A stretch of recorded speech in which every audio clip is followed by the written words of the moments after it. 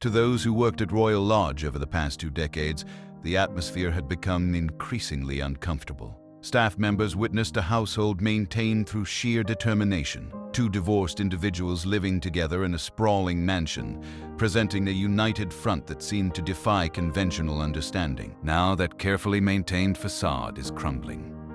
The removal vans that appeared this week signal more than a change of address. They reveal the final breakdown of a relationship dynamic that had sustained itself through decades of scandal, financial difficulty, and mounting public pressure.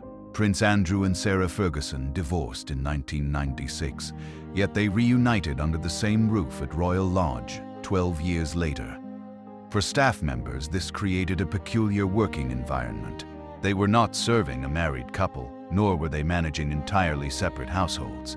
Instead, they navigated something in between, a cohabitation arrangement that defied easy categorization. Those present during those years describe a complex relationship, one built on shared history, financial necessity, and perhaps a mutual inability to fully move forward. Sarah maintained her own projects, her writing career, her public appearances. Andrew retreated increasingly from view, his position within the royal family deteriorating year by year. Yet, they remained together at Royal Lodge, bound by circumstances that were never entirely clear to outsiders. The decision to finally separate their living arrangements appears to have emerged gradually, then suddenly. For months, there was resistance to leaving Royal Lodge, a determination to hold on to the property despite mounting pressure from the Crown estate. Then something shifted. Sources close to both Andrew and Sarah describe recent weeks as pivotal. Conversations were had, realities were acknowledged, and decisions were made that will permanently alter their daily lives. Andrew accepted he would move to Wood Farm on the Sandringham estate. Sarah began exploring her own options, reportedly house hunting in Windsor, and even considering more dramatic relocations abroad. The bond that kept them living together for nearly 20 years has apparently reached its natural conclusion. For Sarah, establishing independence carries particular significance. Throughout her post-divorce life, questions have persistently surrounded her financial stability. Former associates have reported instances of delayed payments, unpaid bills, and spending patterns that reportedly exceeded available resources. None of these allegations resulted in legal action, but they created a cloud of financial uncertainty that has never fully dispersed. Living with Andrew at Royal Lodge provided stability, a base from which to operate without the full burden of independent household expenses. Now, as she searches for her own property, questions naturally arise about sustainability. How will she manage separate living expenses? What support structures remain available to her? Those who know her suggest she is determined to establish genuine independence, though the practicalities remain unclear. Andrew's relationship with his daughters adds another layer to this transition. Princess Beatrice and Princess Eugenie have maintained connections with their father despite the circumstances surrounding his withdrawal from public life. Those familiar with family dynamics describe a complicated situation. The daughters love their father, yet they also understand the realities that necessitated his stepping back from royal duties. Reports suggest they have been supportive throughout this transition, though the exact nature of their involvement remains private. As Andrew moves to the relative isolation of Sandringham and Sarah potentially relocates entirely, the family structure will inevitably shift. Physical distance changes relationship dynamics, no matter how strong the underlying bonds. The staff at Royal Lodge witnessed this entire evolution unfold. They saw the early years when Andrew still carried out public duties, when Royal Lodge buzzed with activity and purpose. They watched as that gradually diminished, as his calendar emptied, as the property became less a working royal residence and more a private retreat.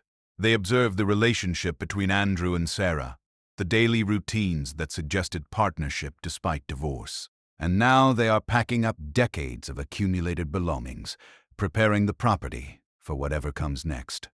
For these staff members, the change represents more than royal drama. It affects their employment, their routines, their professional futures.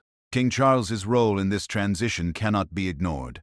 As monarch, he oversees the Crown estate properties and ultimately holds authority over who occupies them. Sources indicate he offered Andrew temporary accommodation at Sandringham, while Wood Farm undergoes final renovations, a gesture that suggests both family concern and firm boundaries. Charles appears determined to resolve this situation definitively, to remove the ongoing distraction of Andrew's residence at Royal Lodge while maintaining some family connection. The offer of Wood Farm keeps Andrew within the royal orbit, but firmly at the margins. It is accommodation, not privilege, with shelter, not status. Sarah's public persona throughout this period has remained remarkably consistent.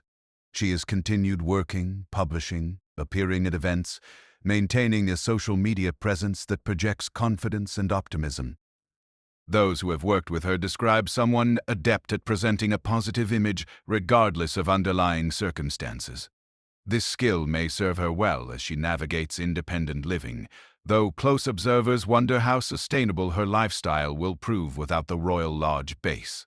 Some reports suggest she is seriously considering Portugal, where Princess Eugenie has established a presence through her husband's work. Moving abroad would represent a dramatic break, distance from both Andrew and the constant scrutiny that comes with remaining in Windsor. The final days at Royal Lodge must feel surreal for everyone involved. Furniture being wrapped, possessions being sorted, rooms being emptied. Staff members who have worked there for years watching a chapter close. Andrew himself reportedly wants this completed before his 65th birthday, as though the date holds psychological significance. Starting a new year of life in a new location, away from the property that has defined his existence for over 20 years. For Sarah, the future remains less certain. Will she find the right property in Windsor? Will she indeed relocate abroad? Will she maintain the same level of independence she has cultivated during the Royal Lodge years? What becomes clear through all of this is that relationships, even royal ones, eventually reach breaking points. The arrangement that sustained Andrew and Sarah through nearly 2 decades has run its course. Practical realities, family pressures, and personal needs are finally pulling them in different directions. The removal vans capture this moment perfectly, the physical manifestation of a relationship dynamic that could no longer hold. As Andrew heads north to Norfolk, and Sarah searches for her own future, those who witnessed their years together at Royal Lodge are left to reflect on an unusual partnership that defied convention until circumstances made change unavoidable.